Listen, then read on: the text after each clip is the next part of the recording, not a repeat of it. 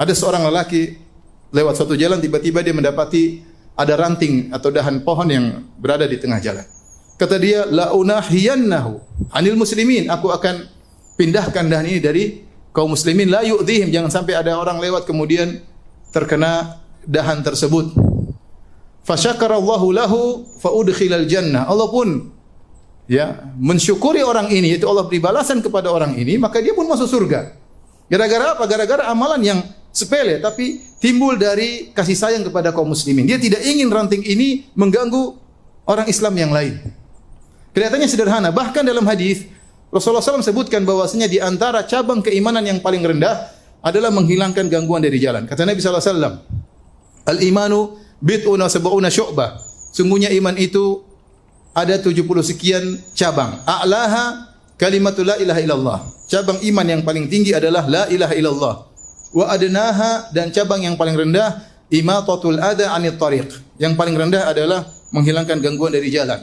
Wal haya'u syu'batun min syu'abil iman, dan rasa malu adalah bagian daripada keimanan. Rasulullah SAW sebutkan cabang keimanan paling rendah adalah menghilangkan jalan, menghilangkan gangguan dari jalan. Ada orang yang melakukannya, ternyata dia masuk surga gara-gara melakukan suatu perkara yang kata Nabi cabang yang paling rendah. Kenapa? Karena keimanannya, karena niatnya, karena kasih sayangnya kepada kaum muslimin.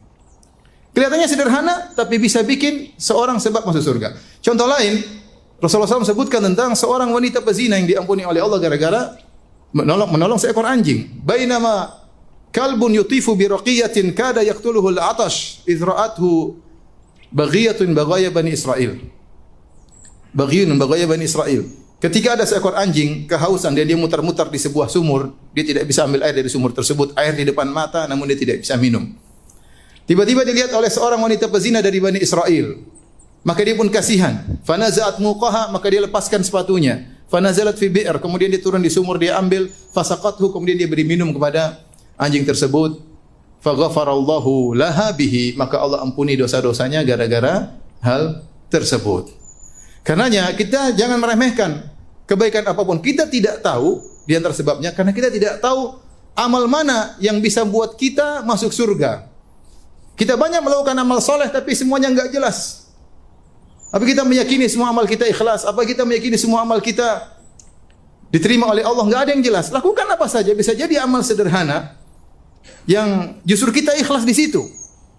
Yang kata Ibnu Mubarak, rubba amalin saghirin tu'azzimuhun niyyah. Betapa banyak amal yang kecil tapi karena niat yang ikhlas menjadi besar di sisi Allah Subhanahu wa taala. Kita enggak tahu amal mana yang buat kita masuk surga.